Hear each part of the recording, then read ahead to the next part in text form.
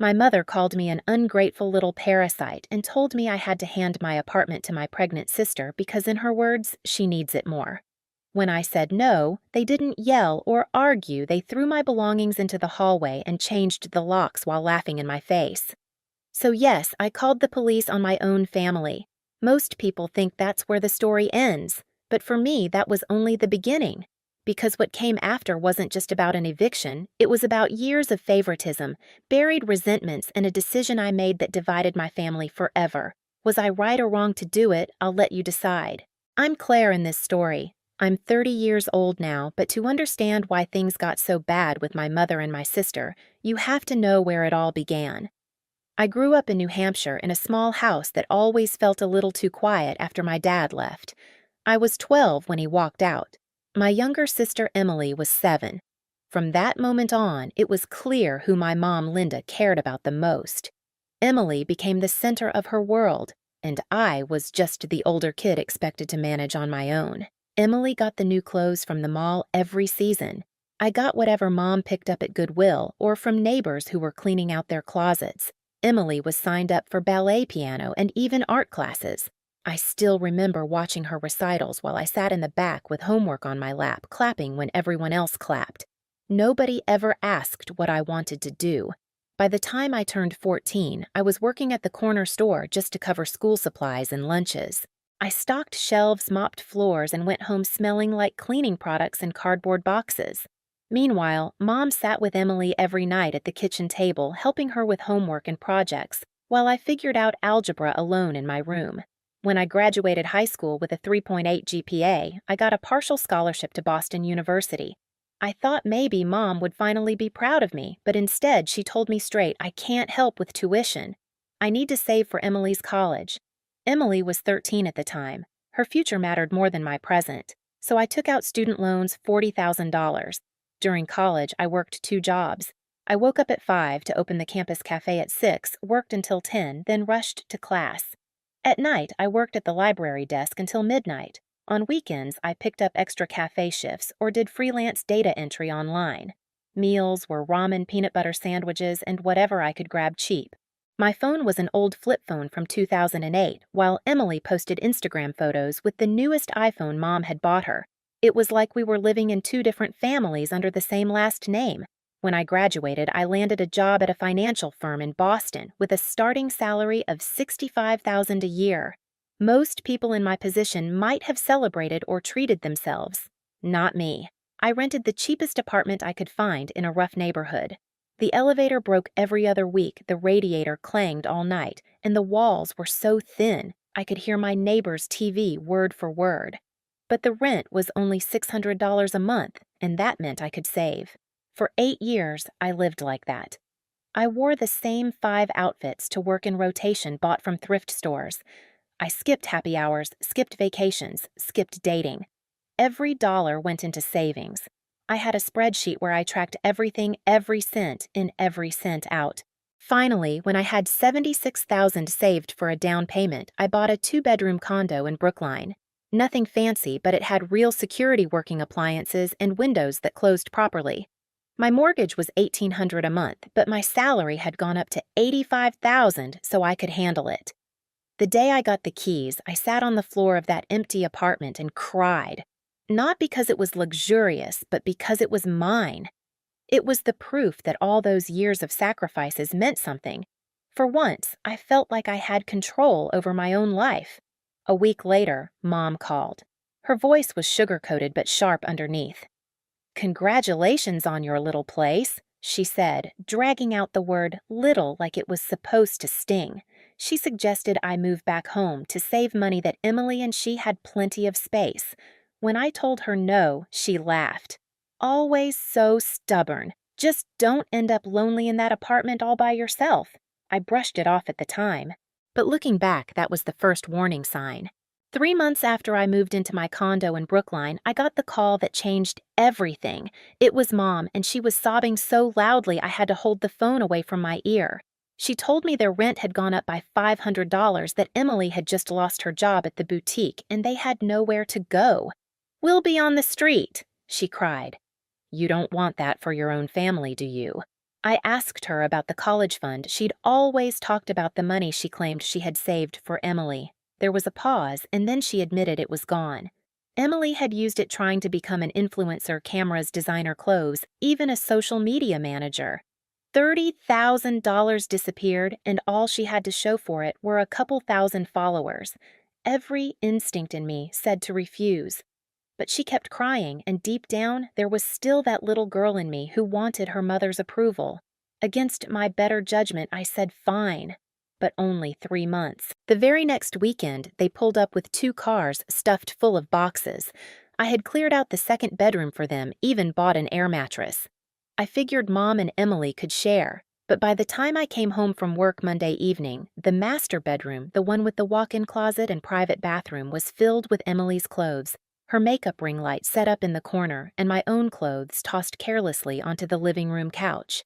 When I confronted her, she didn't even look up from her phone. "The lighting is better in here," she said. "I need it for filming. You'll be fine in the other room." But the other room wasn't for me.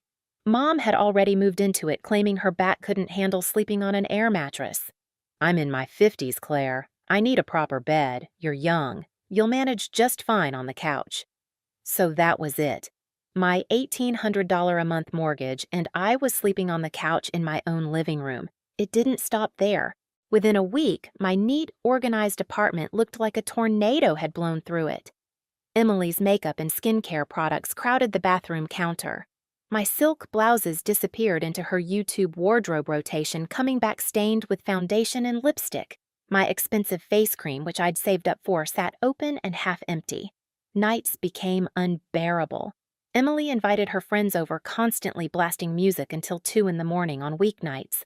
I would lie awake on the couch, staring at the ceiling, knowing I had to be up at 6 for work. Sometimes I'd stumble into the kitchen only to find strangers drinking my wine, eating food I'd bought with my paycheck. When I said something, Emily rolled her eyes. "God, Claire, they're just friends. Stop being antisocial." Maybe if you had a social life you'd understand. Mom wasn't any better. She took over the kitchen, tossing out my meal prep containers because they were clutter and replacing them with her collection of mismatched plastic Tupperware. She threw out my healthy food, calling it rabbit food, and filled the fridge with frozen dinners and soda. She redecorated the living room with her knickknacks and framed family photos that didn't include me. When I protested, she looked at me like I was being ungrateful. "You were living like a robot before we came. Now, this place finally feels like a home." But it didn't feel like home to me. It felt like I was being erased from my own life. Bills started to climb almost immediately. Emily's ring lights and video equipment ran all day, driving up the electricity bill. Mom did laundry nonstop. The water bill doubled. The internet bill spiked from Emily's streaming and uploading. I asked them to pitch in, but Mom was insulted. "We're family. Family doesn't charge each other rent. You have a good job, Claire. You can afford it." Every night I came home from work, I felt a knot of dread in my stomach. I never knew what I'd walk into strangers in my living room, my things missing, or worse, being mocked in my own house. One night, I found that the emergency cash I'd kept hidden in a drawer was gone. When I asked Emily, she shrugged. "I needed it for an Uber. I'll pay you back." Of course she never did. And then there were the humiliations. A friend from work stopped by once to drop off something I'd left in the office. Emily answered the door in one of my blouses, smiling as if she owned the place. Later, she laughed and told me, "Your coworker seemed cute." I gave him my number. "You're welcome." I was furious, but what could I do? I felt cornered in my own home. My name was on the deed, but in every other way, I felt like a guest who had overstayed her welcome. The 3-month deadline I had set for them was approaching, but they showed no signs of leaving. When I brought it up, Mom started crying again, talking about how hard it was to find affordable housing, how Emily was so close to making it big on YouTube. Emily, with only 500 subscribers, nodded like she was on the verge of fame. That was when I realized I wasn't just sharing space. I was being pushed out of my own life one small piece at a time, and I had no idea how far they would go to take the rest. By the 4th month, the numbers in my spreadsheet told a story I couldn't ignore. My electricity bill was up by almost $100, my water bill had doubled, and my internet usage had tripled. I stared at the rising bars on the screen, highlighting them in red, like I was tracking the collapse of my own sanity. Every dollar that I'd saved with years of sacrifice was being eaten alive in a matter of weeks. I printed the bills out and laid them on the kitchen table one night, thinking maybe a visual would help. "Look at this," I told Mom and Emily. "The bills are skyrocketing. I can't keep paying for everything."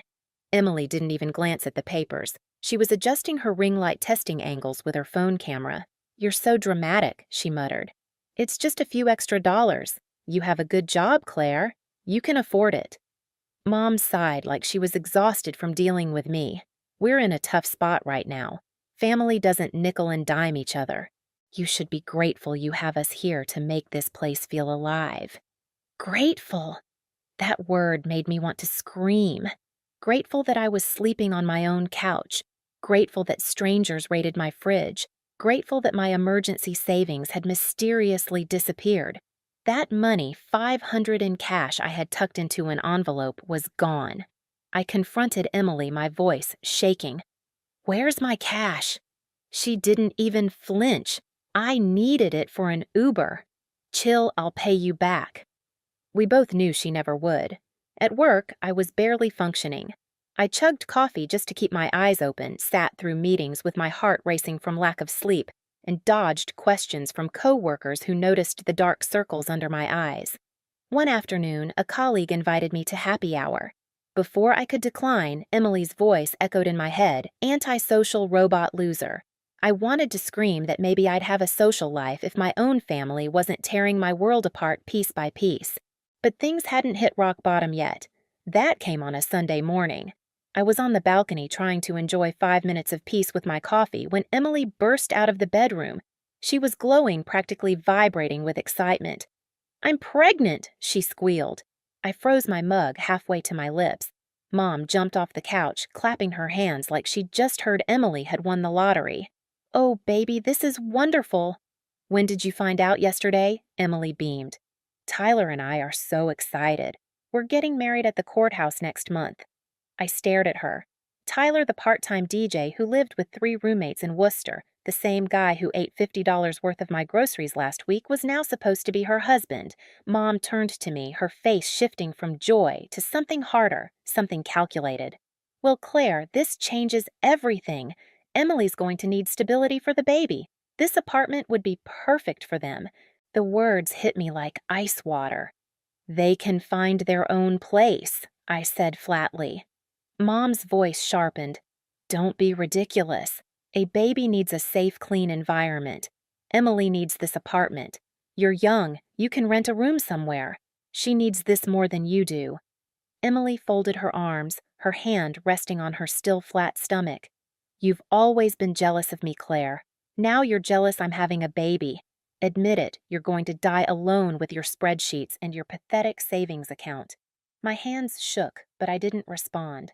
I walked inside and locked myself in the bathroom, the only place left that still had a door with a lock I'd installed myself. I sat on the cold tile floor, pressing my forehead to my knees, fighting the urge to cry. The next morning at work, Mom called 3 times before I finally picked up. Her voice was calm, but commanding.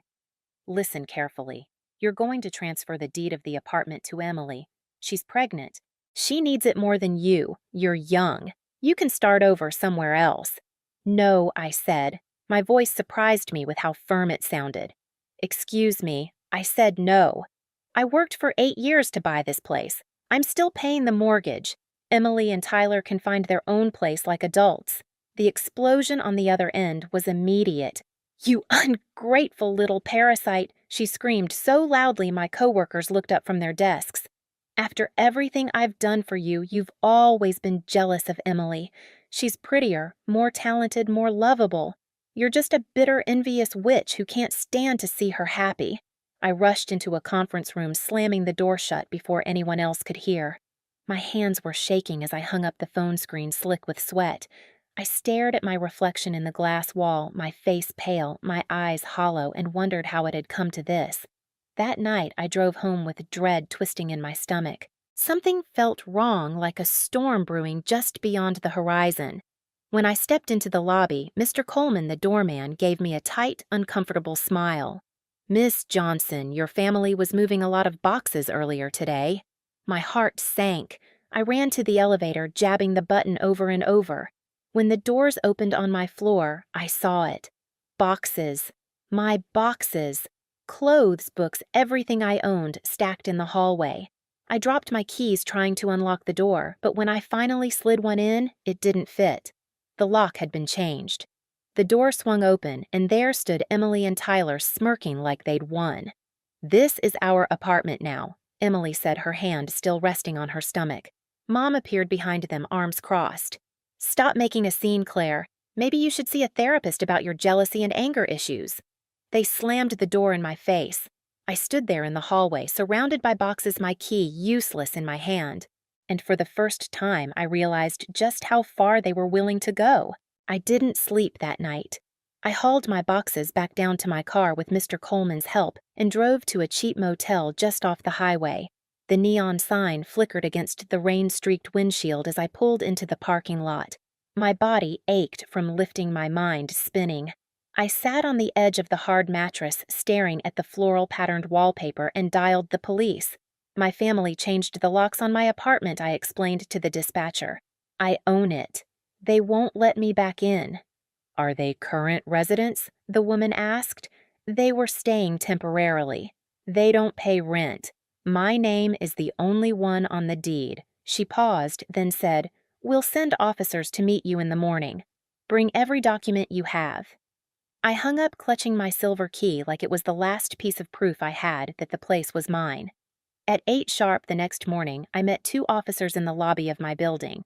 Officer Harris was tall, his voice calm but firm, the kind of tone that made you believe things would be handled fairly. His partner, a younger woman, flipped through a notebook as I laid out everything: the deed, mortgage statements, bank records, showing the down payment, my ID with the condo address, even emails from property management.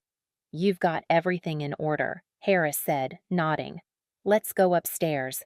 The elevator ride felt endless. My heart pounded as the doors opened to my floor. Harris knocked hard on the door. "Boston PD, open up." The door creaked open and Mom stood there in full performance mode. Her face was tear-streaked, her hair disheveled like she hadn't slept, though I knew better. "Officers, thank God you're here," she said, voice trembling. "This is just a family misunderstanding. My daughter is having a breakdown. She's trying to throw her pregnant sister out into the street." Behind her, Emily appeared, eyes already glossy with fake tears. "Please, she can't do this to me. I'm pregnant. I have nowhere to go. My baby will be homeless." She clutched her stomach, breathing in sharp gasps like she was about to faint. I handed Harris the folder of documents. He glanced through, then looked back at Mom. "Ma'am, according to these records, this apartment belongs to Claire Johnson." "Are you Claire Johnson?" Mom hesitated. "No, but I'm her mother. She doesn't know what she's doing. She's jealous, unstable." Harris cut her off. "Then you need to leave. This is her property. Anyone here without her permission is trespassing." The fake tears stopped immediately. Emily's face twisted with anger. "You can't be serious. What kind of monster throws out her pregnant sister?" The younger officer stepped forward. "Ma'am, you have 1 hour to pack your belongings and leave. If you refuse, we'll have to arrest you for trespassing." For a moment, the apartment was silent, except for the hum of the refrigerator. Tyler finally spoke up, his voice shaky but defiant. "This isn't right. Her own mother says she agreed to let us stay. You can't just, 'Yes, we can.'" Harris interrupted, his tone sharp. "You have 1 hour. That's generous." I stood in the hallway, my hands trembling, but for once, the fear wasn't in me. It was in them. Watching their faces shift from smug certainty to panic was a strange kind of justice. They started packing, slamming drawers, cursing under their breath. Emily threw clothes into a suitcase, muttering loud enough for me to hear, "You're going to regret this. You'll die alone, Claire. Nobody will care. No one will even come to your funeral." Harris looked up from his watch. "Keep talking like that and it'll be 30 minutes. Mom was the last to leave. She stopped in front of me, her face tight with rage. The officers were watching, so she couldn't scream the way I knew she wanted to. Instead, she leaned close, her breath hot on my ear. "You're not my daughter anymore," she hissed. "I have one daughter and it's not you. Don't ever contact us again." I didn't move. I didn't flinch. I just squeezed the silver key in my hand until it dug into my palm. Emily stomped past Tyler, lugging boxes behind her. "I hope you're happy in your empty apartment with your empty life," she spat. "At least I have a life I built myself," I shot back. "Not one stolen from someone else." Her face turned crimson, but she said nothing. When the door shut behind them, the silence was overwhelming. No music, no fake crying, no chaos, just the faint hum of the refrigerator and the sound of my own breathing. That afternoon, I called a locksmith and had grade 1 deadbolts installed. I gave Mr. Coleman their photos and strict instructions they were not allowed in under any circumstances. I changed my phone number, blocked them on social media, and sat on my couch for the first time in months without feeling like an intruder. But the peace didn't last long, because as I was about to find out, getting them out of my apartment didn't mean getting them out of my life. For the first 24 hours after the police escorted them out, my condo was silent. I walked from room to room, touching the walls as if to remind myself this was really mine again. The bedroom smelled like lavender from the detergent I used months ago, not like Emily's heavy perfume. My kitchen counters were clear, no mismatched Tupperware in sight. For the first time in months, I slept in my own bed. But peace has a way of drawing fire. The next evening, my phone buzzed with calls from numbers I didn't recognize. When I finally answered one, it was Aunt Patricia. "Claire, how could you?" she snapped before I could say hello. "Throwing your pregnant sister onto the street. What kind of monster are you?" I hung up, but the calls kept coming. Uncle Tom, Cousin Janet, even people I barely knew from family gatherings. Some left voicemails filled with disappointment, others with outright threats. By the third day, I had to silence my phone just to focus at work. Then came the knocks. One afternoon, Mr. Coleman called up from the lobby. "Miss Johnson, there are 3 people here, asking for you, say they're family." I went down and found Aunt Patricia, Uncle Tom, and my grandmother standing in the middle of the lobby. Grandma's small frame looked even smaller under the harsh fluorescent lights. Uncle Tom didn't waste time. "You need to do the right thing." He boomed loud enough for everyone to hear. "Emily is pregnant. That baby needs a stable home. You can't just throw them out." "This is my workplace," I said quietly, but my voice was shaking. "You need to leave. We're not leaving until you agree." Aunt Patricia added, her hands planted on her hips. Security eventually escorted them out, but by then, half my office had seen the scene. My boss pulled me aside afterward. "Claire, I don't know what's going on in your personal life, but you need to keep it out of the office. Handle it." The humiliation was suffocating. Every time the phone rang or someone approached my desk, I braced myself for another ambush. A week later, a letter arrived at my office addressed in Mom's handwriting. It was longer, more formal than anything she'd ever written before, clearly drafted with someone's help. "Dear Claire," it began, "your recent actions have caused irreparable harm to your sister and her unborn child. As your mother, I am formally requesting that you reconsider your cruel decision. Emily is pregnant and vulnerable. Tyler has left her because of the stress you caused. She is alone and frightened.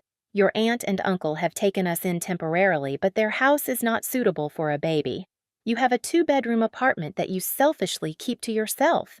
If you have any humanity left, you will contact me immediately to arrange for Emily to return. If not for her, then for your innocent nephew. I have loved you despite your jealousy, but this may be beyond forgiveness." I didn't finish reading. I ripped it in half and dropped it in the trash. But not all visits were hostile. A month after the eviction, my cousin Beth showed up. She looked nervous, twisting her hands as she spoke. "Your mom asked me to talk to you. Things are bad, Claire. After Tyler left, Emily moved back in with your mom. But your mom gave up her old rental thinking she'd be with you permanently. The landlord rented it out. Now they're stuck in a tiny studio in Dorchester, and it costs more than the last place. Your mom's working double shifts at Target just to cover rent. Emily can't work with the morning sickness." I listened, but my heart stayed cold. "They made their choices, Beth." Beth nodded, but her eyes pleaded. "They're barely eating. Emily's 3 months along. I know it's not fair, but could you reconsider?" "Just until the baby comes." "No." I said, firm and final. Beth left quietly. 3 months later, there was another knock at my door. This time, it was Grandma alone. She stood hunched and tired, her winter coat too big on her frail body. I opened the door just enough to hear her out. "Claire, please," she said softly. "I told your mother she went too far with the locks. But Emily is about to have a baby. Your nephew. Doesn't that mean anything to you?" "It means Emily should have thought about that before she tried to steal my home," I replied. "Before Mom called me a parasite. Before they threw my things into the hallway like garbage." Grandma winced, but didn't argue. She looked at me with disappointment, then shuffled away. 6 months after the eviction, a final letter arrived. This time, it was Emily's handwriting. "Claire, I had my baby. A boy, Jaden. He's beautiful. We're living in a shelter now. Mom couldn't afford the studio anymore. The shelter is terrible, unsafe, crowded. Jaden deserves better. I know I said horrible things to you. I was jealous. Mom always told me I was special, that things would work out. But they didn't. Instead of facing reality, I tried to take what you earned. I'm not asking to live with you. That bridge is burned. But could you maybe help with a deposit for an apartment? Jaden didn't do anything wrong." I read it 3 times. My stomach twisted. That night I sat at my desk with my silver condo key in one hand and the letter in the other. For years, I had been the unwanted one the child left to fend for herself, while Emily got everything. Now, for the first time, Emily was asking me for help. I didn't call her. I didn't write back. But I looked up local shelters until I found the one near Dorchester that accepted families. I called, gave them her name, and anonymously paid for 2 weeks in a budget motel nearby. It wasn't luxury, but it was safer than a shelter. I didn't put my name on anything. That was all I could give, 2 weeks. Enough time to figure something else out. A week later, I made my mortgage payment online. The confirmation screen felt like a victory. 162 more payments to go. To celebrate, I made a reservation at a downtown steakhouse. I sat alone at a polished table, ordered the ribeye and a glass of red wine, and let myself enjoy every bite. It wasn't just dinner, it was proof I had survived. I took a picture of the steak and posted it on Instagram with the caption, "Grateful for my peaceful life." An hour later, I got a message request from a blank profile. The words were simple: "Must be nice to eat steak while your nephew goes hungry. Hope you choke on it." I blocked the account and kept eating. The steak was tender, the wine smooth. I placed my silver key on the table beside my glass, watching it glint under the soft light. That key had dug into my palm the day Mom disowned me. Now it was the anchor that reminded me I had chosen myself finally. Some people will say I'm heartless. Others will say family is everything. But those people have never slept on a couch in their own home called a parasite by their own mother, or had their belongings dumped in a hallway by the same people demanding their help. I'm not heartless. I just learned that sometimes the only way to have peace is to let go of the people who bring chaos. And maybe you're wondering, was I right or wrong? I'll let you decide. That's how it ended, or at least that's how it ended for now. I'm living in peace again in a home I worked years to earn, with no more chaos knocking at my door. But I'd be lying if I said the story was completely over. Every so often, I still get a message from an unknown number, or a family member tries to corner me in public. And sometimes I wonder if the next letter or phone call will be the one that tries to pull me back into their storm. What do you think? Was I cruel for calling the police and shutting my family out, or was it the only way to protect myself? Leave your thoughts in the comments. I really want to know where you stand. And if you want to hear more true stories about family secrets, betrayal, and standing up for yourself, make sure to like this video, subscribe, and turn on the bell so you don't miss the next one. Trust me, there's always another story waiting.